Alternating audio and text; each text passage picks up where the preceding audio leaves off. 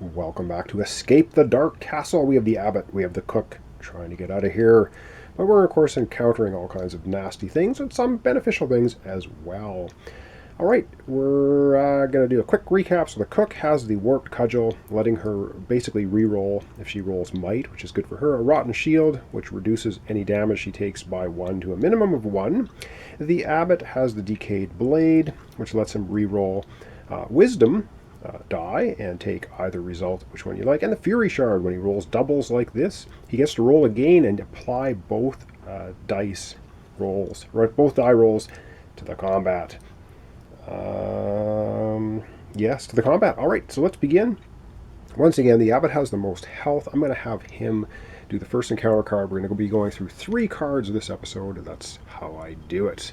And we get, oh man, looks like the Dark Reaper. Well, let's zoom in and see what horror befalls us. All right, it says you sense something strange in this chamber. There's a sudden drop in the temperature and the air grows still. Then you see it. Ooh, it looks nasty. As a group, choose one option. Flee. The Specter steals part of your soul and you lose 2 hit points. That would be the abbot. Or fight, begin combat. But the combat special here says you are terrified, and any might you roll, this chapter has no effect. So any might that the abbot rolls will have no effect. But the might, of course, that the cook rolls will have an effect. I think we're going to smack this guy. He only does 1 damage if he hits you. So let's get rolling up. So let's just have to remember that the abbot's might rolls have no effect. So we're going to be setting 1 die to might and rolling 2, 1 for each character. So let's get set up. We're going to have a smackdown with the Specter. All right, so we're going to set up the dice. So we're going to have 1 might, which I'm hoping the cook is going to take care of, and 2 randomly rolled ones, which, okay, not bad. We get a wisdom and a cunning. So doing 1 damage. Let's get rolling our dice for the abbot and the cook. So they're both going to participate in the battle, and let's see what we can get. All right, we get a double wisdom and a shield for the abbot. Oh, this is so good. And the cook gets a might. The cook's going to keep the might, which is going to get rid of it because only the cook can deal with the might. The abbot, though, has the Fury Shard. When you roll a double in combat, you may roll a second time, applying both results. This is going to get rid of this, guaranteed. So let's see if we roll this again and we can get a cunning, then we'll have defeated it. Come on. And he gets a double might, which does nothing but a shield.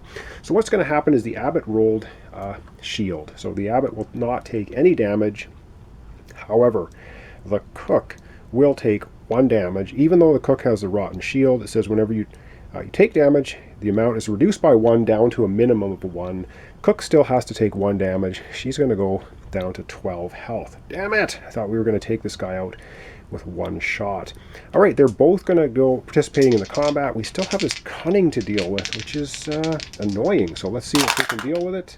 All right, cunning, and the Specter is defeated, and the cook was the one that took out the Specter. Good stuff for the cook.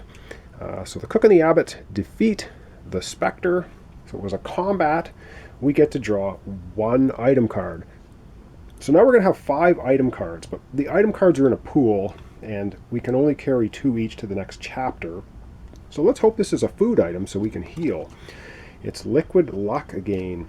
Discard to reroll your character die, applying only the second result. Well, that doesn't really do much for either of them because they can already do that with the weapons in hand. Rotten Shield. I think I like what we got. They're just going to take the Liquid Luck. I'm going to dump it down to the nearest drain. Okay, that was the first chapter card for this episode. We're going to have another one. The abbot again is going to flip the chapter card over. This is number 2.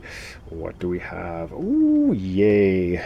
Put your hair in a bun. We got a swarm of bats. All right, let's take a look at this card and see what it's up to. All right, it says, without warning, a swarm of giant bats bursts into the passageway. You can only cower beneath the overwhelming blur of wing and fang. It says, as the bats swarm past, each player in turn must roll their character dice along with 3 chapter dice. No!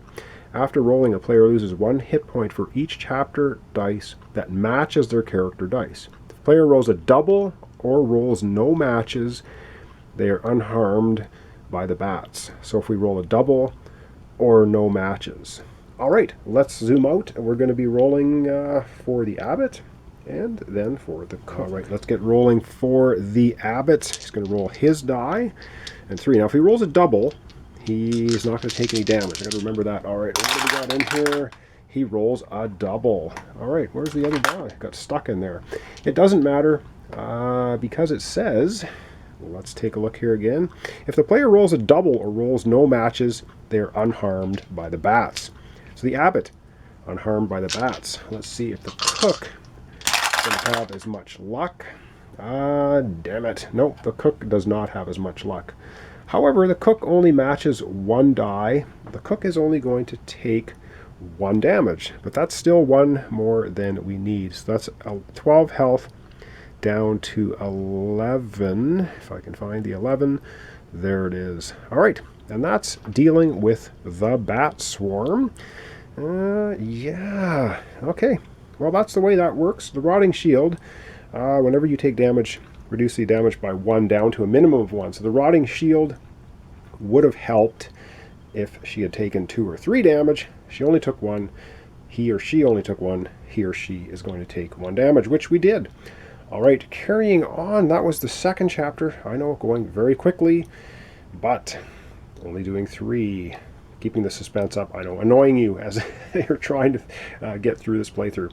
All right, we're going to do 1 more for today. That's going to mean I have the abbot. Once again, the abbot is Mr. Brave. He's keeps going to the next chapter first, and let us have a look and see. Ooh, that doesn't look good. They never look good. All right, let's take a look and see what we've got this time for our final encounter, the final chapter for this episode. A haggard old woman appears out of nowhere and offers to read your fortune. Something in her eyes speaks of a greater power. You feel it wise to comply. Each player must individually declare a trait and then try to roll it in 1 attempt. For each player, success, you may gain a hit point or draw an item card. Failure, the witch steals part of your soul. You lose a hit point. Okay, well, I think we're obviously going to be choosing our greatest trait because there's a 50-50 chance of rolling it. And you have to do it in 1 roll attempt. All right, we're going to start with the abbot, then we're going to do the cook. Let's get to the dice tray and get rolling. All right, well, the abbot is going to choose this, which is wisdom. So the abbot rolls die for wisdom, and he gets might. Failure. The abbot feels a piece of his soul leaving him. Goes from 15 health down to 14. If I can find the 14, there it is. That was not good. All right, the cook is going to choose might. Come on. Whoops. Let's get it into the tower. And she does indeed roll might. So she gets a choice. Success. She can gain a hit point or draw an item. I think she's going to gain a hit point. Going to go from 11 hit points up to 12. I'm glad these aren't 100-sided die because it would take me 20 minutes to find them. 11 hit points to 12. And that is going to conclude our episode for today. This is Escape the Dark Tower. And so we have the abbot and the cook doing, I think, okay.